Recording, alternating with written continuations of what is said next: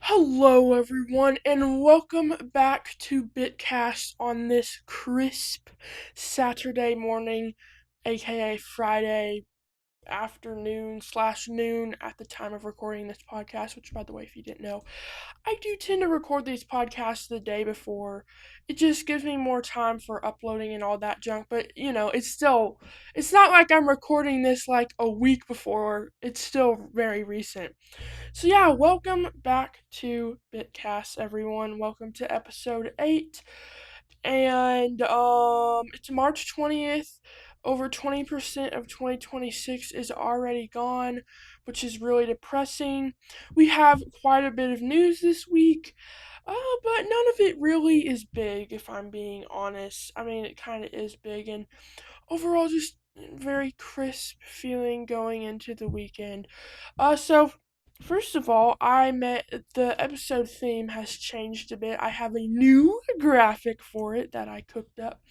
The graphic I was using earlier was a template that I had gotten for a Final Cut plugin, but I cooked up my own original graphic just because the main problem I had with the old one is we would tend to have more things to talk about than I could fit into that one episode theme.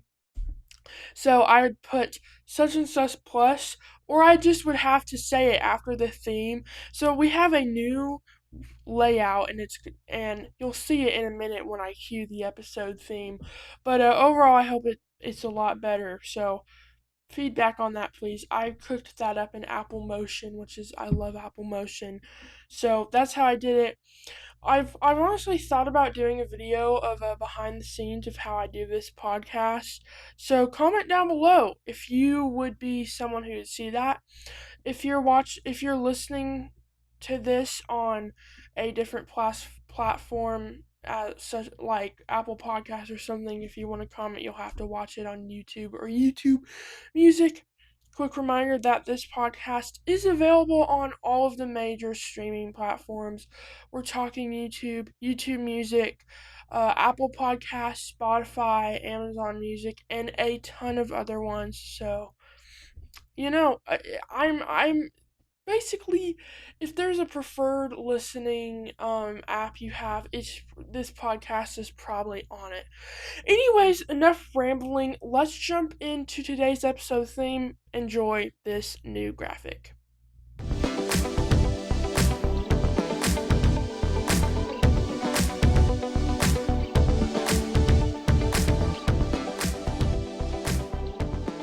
Alright, so that was the new episode theme, ladies and gentlemen. Let me know how you liked it.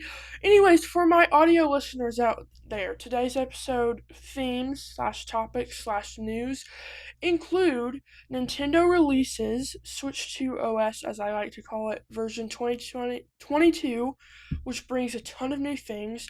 Nintendo updated the GameCube online app and added a new Pokemon game that I will not be playing. We're gonna kind of just talk about Mario's 40th anniversary. Was it really that bad? Apple dropped the AirPods Max 2 announcement on a random Monday, like usual. And last but not least, Apple acquired MotionVFX, and I have some very not good things to say about that. Alright, everyone, let's jump in with Nintendo releases version 2022 for the Switch 1 and 2. Now, I did make a video about this dedicated to this, which if you want to actually see the new features in action. So, right here are the patch notes. This is pulled from Nintendo Life, which they pulled it from Nintendo's official support website. So, this is quite a big update. First of all, we have changed the on-screen text and animations when you load a virtual game card in the home menu. I did not notice anything new about that, but I guess there is something new. Added the ability to save notes about friends on your friend list. So, instead of reading this whole thing, let's just have I have a go down of the main new thing. So, the big new thing is handheld mode boost. We have friend notes, game chat improvements, and some quality of life updates like better storage management and rewind and forward buttons when on eShop or news, etc. This is, I would say, the biggest Switch 2 updates that we've had so far. And the biggest thing is the handheld boost mode. Basically, what this allows is your Switch 1 titles will now run in the docked version. It's literally just running the docked version, meaning you're going to get higher fidelity and, in some cases, higher frame rates. This is something that I think should have been there in the first place to really take advantage of the Switch 2's power, but hey, at least it's here now. I did some tests and it does dramatically improve it, which is really nice, especially if you're just, playing your Switch 1 games. I've been playing Metroid Dread lately, and this is really nice having it running at a higher resolution when I'm in handheld mode. Now, um, there is some concerns about battery life because it's going to consume more power. Now, I have not been able to test it that much, and hopefully we'll see some information about that coming out soon. Honestly, that's kind of a deal breaker for me because if you saw my Switch 2 review, which if you haven't, go check that out. Anyways, if you saw my Switch 2 review, you'll know that one of the cons was the battery life. I said that it was the same, if not worse, than the Switch 1. And if it's now going to be consuming more power, then that means the battery life is going to be even worse. So I am a bit concerned about that. I have personally not played this long enough to actually do that. Most of the times I play in handheld mode, I do not use the full battery. The only times that happens is when I'm on a road trip. Although I do notice it draining a lot faster, but most of the times I play it in handheld mode in the car or, every once in a while. But when I'm at home, it's normally in the TV unless someone else is using it, or I just feel a bit zesty and I want to play it in handheld mode. So, yeah, but I honestly think that this should just kind of be enabled from the start. I think this should have been with the Switch Run for day one, but this is an extremely good update, and again, one of the biggest updates. And then friend notes. Basically, you can add a note about your friend when you look at their profile, 20 characters only. I think this is so stupid because what do you need to know about your friend on your Nintendo Switch 2? Like, why on your Switch? And it's only 20 characters. There's not much you can say in 20 characters besides giving money, so I guess I can go through and be like, oh, this friend owes me $2 million that they have not paid me yet. Not that I ever had $2 million, and not that I ever will have $2 million, but yeah, no. So, okay. Game chat improvements. Honestly, I'm not exactly sure what this means. It's right here. The following features have been added to support game chat. Added the ability to invite friends to a game chat room you're actively participating in. Some friends may not be able to be invited, such as supervised accounts. That's one reason why I hate game chat. Not that I'm doing bad things on it. It's just it makes it so much harder, even though I'm just doing it with friends I know in real life. Friends that haven't finished game chat initial setup can now be invited to game chat. Some friends not be able to invite, such as supervised accounts. It will take a while for this change to be reflected after updating your console. That's a bit weird. The reason why I'm like about this is because I do not use game chat. I used it once or twice, just to test it out. But beyond that, I have never used it because there's never been a time where I've wanted to use it. And it's also really hard to set up, so I don't know, maybe that will improve it, but yeah, I don't use game chat. And then there's also quality of life things like I talked about. So overall, version 22 is, I'd say, by far the biggest update, I would say. It packs in so many new features. So I really, really, really am happy about this update. Keep in mind, as far as I know, only one of these new features is available on Switch 1, and that is Friend Notes. I downloaded it both on my original Switch and my Switch 2, and I did not, of course, there's not going to be handheld boost mode, but like, and of course, there's not going to be game chat improvements, but like, I didn't see the quality of life updates or anything, which was really sad. It made me want to cry. Okay, just kidding. That's a bit cringe. Moving on. Should I give my opinion on it? I think because I feel like what's the point of Okay, like I said, I think this is a big update. We hadn't got a Switch 2 update in a while, but y'all, we all know that the update that we really have been waiting for is adding themes to our Switch 2. Nintendo, when are you Horde gonna execute this? Sorry about that, y'all. I accidentally did mess something up. Anyway, when are you gonna Horde execute this, Nintendo? Anyways, moving on, Nintendo updated the GameCube app and added a new game, which is Pokemon XD Gal of Darkness. Never heard of this, and I won't be playing it. I don't like Pokemon. I was never allowed to play it. I don't know why. It's just most of the games have been like rated horribly because they're just really bad games. The new Pokopia game was rated really good, but still. So for you fans of this, go out and play it. Not much I'm going to say about this here because, again, I don't know anything about the series, nor do I have any interest in playing the series. But hey, if you like the series, good for you. Although you have to pay a lot of money to play it because, expansion pack. Lovely. I'm still waiting on Prime 2, Nintendo. Okay, Mario's 40th anniversary. I just want to kind of reminisce on it because I've given it a lot of flack because of the drought we're in, but let's just look at it from a new perspective. We got an announcement for a new Yoshi game that we still to this day don't know much about. We finally got some information last week. A new Mario Tennis game. We got Super Mario Galaxy package of 1 and 2 re-release. Super Mario Bros. Wonder Switch 2 edition, which is coming out next week, I believe. The Talking Flower, and of course the main event, as Miyamoto said, the Super Mario Galaxy movie. And honestly, as I look at this list, this is honestly like a lot. Like this is a whole movie, a new Yoshi game, a new Mario Tennis game, really re-release of some of the best 3D Mario games, a Switch 2 edition of a really good 2D Mario, a new Talking Flower, and the movie. Like, on paper, if we're just looking at this as if we're not in this drought, on paper, this is legendary. And I have so far not experienced any of that because I have not got the Mario's Tennis game.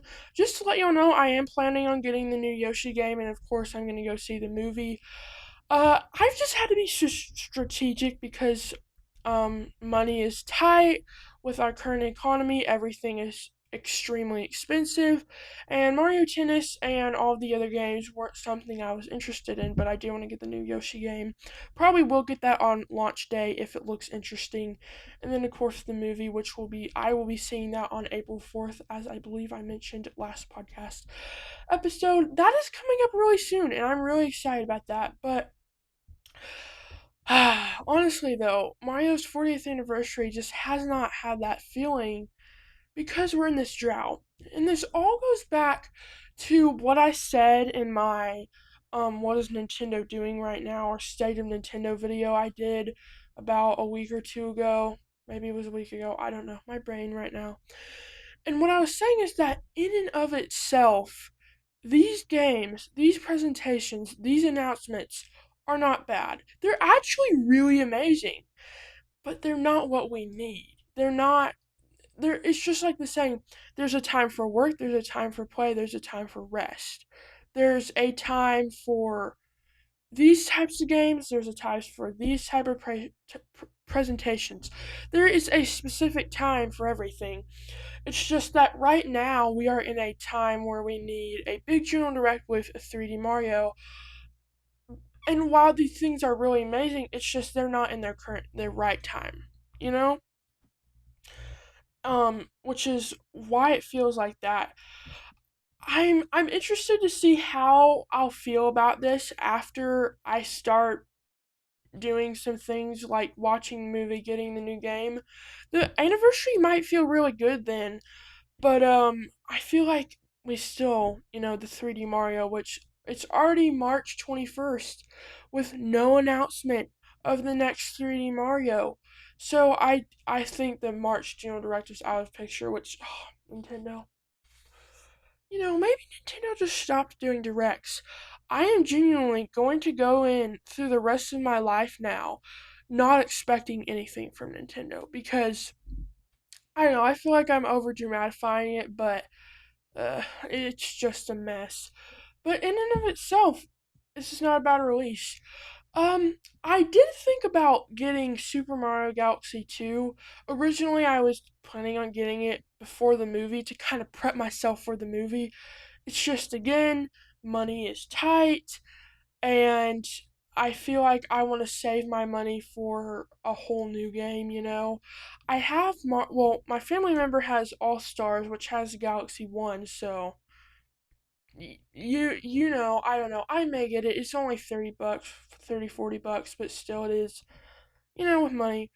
So overall, I actually think the 40th anniversary on paper is really amazing. And while personally it doesn't feel special to me, I think once I see that movie and once I play that new game, it will feel really special.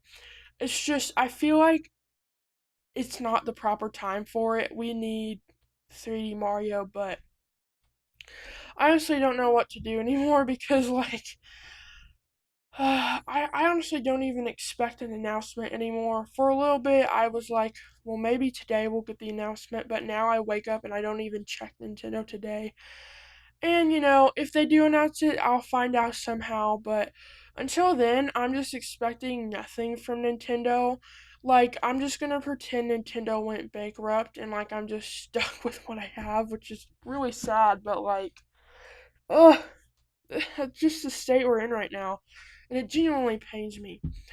So, on a not the best note, but better note, Apple has struck again and released the AirPods Max 2 on a random Monday. So, this was extremely unexpected. Apple had their huge product week and 50th anniversary celebration the past 2 weeks of March. It was big, it was epic, but I don't think anyone was expecting AirPods Max 2. But hey, at least it's an actual upgrade, unlike the AirPods Max with USB C that literally were just USB C. Alright, so here's a quick rundown. The main new thing is the new H2 chip, which enables up to 1.5 times better active noise cancellation. It also enables new features like live translation, adaptive audio, and conversation awareness. And it also has um some new Siri interactions via head gestures and a few other things. It is still the Extreme 549. I feel like it used to be 599. I'm not sure. So overall, this is not like the worst upgrade. It really was just playing catch up as the H2 chip and all these features have been in AirPods for years. I mean, the AirPods 2 had it, the AirPods 4 had it, the AirPods Pro 3 had it. I meant AirPods Pro 2, by the way. But overall, and it still is missing some features. I think it's a ripoff. I love my AirPods, but if I'm gonna get new AirPods, it's gonna be the regular ones, not the Max, because I'm not that rich, and I just. So that's honestly it. It's the same design, same color. It's just they basically just put in the new H2 chip and called it a day. Which, hey, for AirPods Max fans who've had the original, I think this is a decent upgrade. If I had to get it, I'd definitely get this blue color. It's not my favorite, it's extremely pale, but I think it's better than all the other ones. I wish Apple would make vibrant colors again, but I'm just hoping for a nice deep red or blue for the 18 Pro, which I am planning on getting, Lord willing. Speaking of the 18 Pro, we're getting on this side 10. I am, Lord willing, planning on getting that phone. I This is not impulsive, by the way, because I have been thinking about this since like early last year. I currently have the 15 Pro, and I'm glad I didn't upgrade because I needed to hold out a bit longer. But I feel like the 18 Pro is the perfect time. And honestly, though, I've been debating about it just because it's a lot of money. I should be able to, Lord willing, afford it. But uh, the one reason that's pushing me is with our current economy, I have no idea what prices will be like next year with our current economy, with tariffs, RAM shortages by AI. There's been rumors that we might be seeing CPU shortages now. So who knows what it'll be like next year. Hopefully it'll be better, but we don't know. It could take a turn for the worse, which would be absolutely horrific, but who knows. Also, next year is the 20th anniversary. They're rumored to come out with this whole new design, and I don't know how I feel about it. So I kind of want to get the last Pro iPhone. I don't know. It is a big upgrade. The cameras are definitely aging on mine. The battery is extremely aging on my 15. So yeah. Anyways, back to the AirPods Pro 2. Sometimes I'm like Apple, Apple, Apple. Okay. There's the AirPods Max 2. I still am upset that they didn't have an event because they could have had an event and it would have been a good event, but part of me worries that they're straying away from their events. Like they're only doing Dub Dub and the big iPhone event now, which is fine, but as long as they don't go any more than that, it's like they started removing things from the box. Y'all, I wouldn't be surprised if this year they remove the charging cable because uh, they better add Apple stickers back. We need to start protests. Add Apple stickers back because we miss those. Alright, and for something that also was out of left field and I would not expect in a million years, Apple has acquired Motion VFX. Motion VFX is, I'd say, one of the biggest, if not the biggest, plugin maker for editing software, including Final Cut Pro, and Apple has acquired them. Now, as a Final Cut Pro user, you might expect me to be extremely excited about this because uh, I'm an Apple. I love Apple. I use Final Cut Pro. I use the Mac. So you would think, oh my goodness, no, I'm mad about this. First of all, it is now subscription only, and it's extremely expensive, which concerns me because we have Apple Creator Studio and now this subscription. And even all of the free plugins that used to be free, you can still buy them, but they're subscription. Horrible. And with the subscription of Final Cut Pro and this really scares me of Apple leaning to subscription only, which I am extremely against. I hate subscriptions I hate them so much. So this scares me to death. But not only that, like it's extremely expensive. I can't afford it, but not only that, it seems like they're not going to be making plugins for DaVinci Resolve or Premiere. And while I don't use those, for people who do, I think that is unacceptable. Uh, they should absolutely still be doing this.